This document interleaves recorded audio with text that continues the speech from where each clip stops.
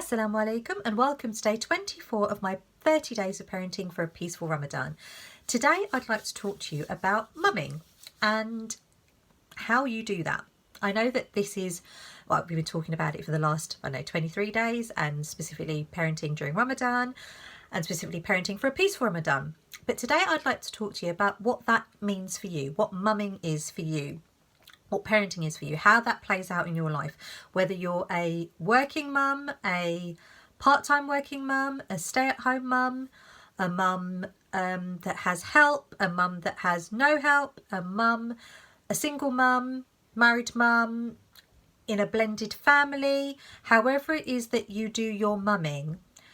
I'd like to talk to you about what that means for you. And the little bit of a rant that I might go off on in a minute is all to do with the word just. So there are many definitions for the word just, one being to do with justice, to do with worthy causes and delivering of justice and delivering of or the association that something is worthy, that something is well, I suppose in one of the definitions it's a quantity, so just a little bit or of whatever, or just the other day means only recently, in recent time. So it could be a quantity of time or it could be a measurement of something. But when you use the word just in front of mum, that really demeans it. So you're just a mum then. Do you work or are you just a mum? Do you have a paid employment or are you just a stay-at-home mum? Do you not think that you're wasting your education by being a stay-at-home mum? These are all the questions that are coming to mind at the moment that I have been asked on and off and in different ways, but it all comes down to, are you just a stay-at-home mum? So I'd like to knock that on its head, please. There is nothing just as in demeaning or quantifiable about being a stay-at-home mum. This is not a rant against other mums that, that work or whatever. More power to you. However you are doing this mumming, more power to you, my friend. However it is that this plays out for you, however this role of motherhood plays out for you, alhamdulillah, more power to you and may you rock on. For me, I gave up my job to become a stay-at-home mum, and oh my word, was that a real shock to the system. I used to have severe mum guilt that any time I would leave, I used to be cabin crew, so I was away, and every time I left my children I would have mum guilt. When I was away I wanted to be at home, but I found that when I was at home I couldn't wait to get away, and Allah forgive me for that, but it wasn't that I didn't want to be around my kids, it's just I didn't find this mumming thing as easy as I thought it would be. And also it was almost like I had a split personality. I had mum, and then I had cabin crew, and then there were other little split personalities. There was who I was when I wasn't a mum and when I wasn't at work. Who was I when I was around my family, or if I was a friend to someone? Who was I in all of the different positions and roles that I played out in my life? And what it came down to really was that I was none of those things exclusively, and I was all of those things but not really, because being a mum doesn't define me. My job didn't define me. Being a daughter didn't define me. Being a sister, being a friend, being a wife, it didn't define me. But yet I was trying to fit my big self into that peg hole of wife, mother, sister, daughter, friend, cabin crew, whatever it was, in different situations. And can you imagine the amount of crazy that goes on in your mind trying to fit yourself into all these different peg holes? Because ultimately what I was under the illusion of was that all of those roles, or any one of those roles, defined me, and they don't, and they don't define you.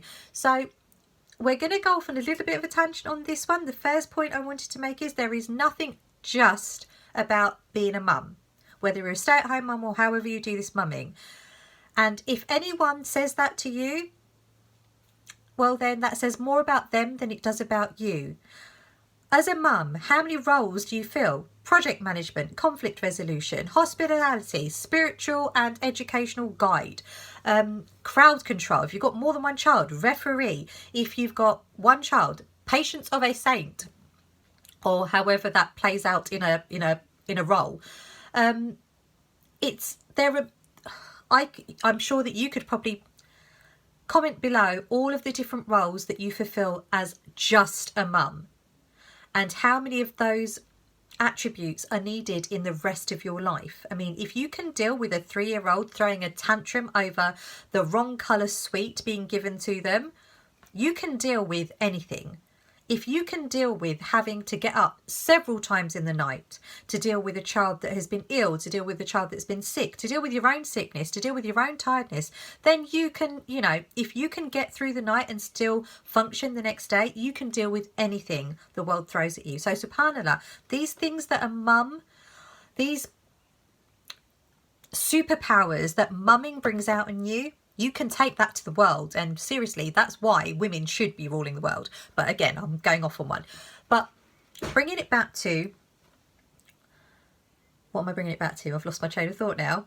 First of all, there's nothing just about being a mum. Mums are awesome. And then the other thing was about role definition. Who you are. You are everything and nothing. You are every one of those roles and none of them. Inherently, it's just, if you want to know who you really are, stop the sentence at I am. Full stop. It's not I am a mum. It's not I am a wife. It's not I'm a sister. I am. And then there's no blanks to fill. It's not that you're nothing. It's that you're everything and more. And you're all of the things that you don't even realise that you are. By trying to put your role definition into, I've lost myself, now I'm a mum, I've lost who I really am. And then that's what happened to me, I think. I was looking for who I really was to be defined through the role of my job. But what's cabin crew? There are so many things that cabin crew do, but that didn't define me. But because it was a working role, because it was contributing to my household, if I had become anything else, if I was contributing to society, if I was contributing to my community, if I was doing some, amazing job that required, I don't know, like rocket science or whatever it is, would I be more of a person? Would I be more me? Would I be defining myself through that better? Would that be a better thing to define myself as? But if I scrape all of that away, under all of the labels, under all of the attributes, under all of the connotations, out of all of the comparison-itis, my goodness, am I a good mum compared to her? And then you start looking at all of the other things that people have, especially all the other mums, what they do. Then you find that there are the super mums that hold down a full-time job, that have 12 children, that run their household, that don't have a nanny, that do everything, that have 5 minutes sleep, look amazingly immaculate every time they walk out the house, have a really fit husband, look wicked, and you just think, wow, crikey, I want to be that mum. So this comparisonitis, stop it right there and then. Stop the sentence at I am, full stop, because that means everything and it means nothing about all of the other roles that we try to fit ourselves into. So underneath this jumble of a message, I pray that whatever type of mum you are, that doesn't define you anyway, but whatever type of mum you are not just a mum. You are, and that's it. You are a mum, you are everything else, and you are none of those things. You are. And when you just stop the sentence at I am, it leaves a whole world, it leaves a whole space, leaves a whole universe of space to be filled by who you really are and what you really are. If God is your thing, if Islam's your bag, then, you are as Allah sees you. You just are. You were created by him. And that's awesome. That is enough, I think. If religion's not your thing, the fact that you are, you can't tell me that it's not a miracle that that you're watching this right now. That, the miracle that you can see this, that you can hear this, that you can actually listen to me waffling on. You have the choice to turn it off, obviously, but that's a miracle in itself. So stop it at I am. And inshallah, I shall see you tomorrow for day 25 of these 30 days of parenting for a peaceful Ramadan. Assalamu alaikum.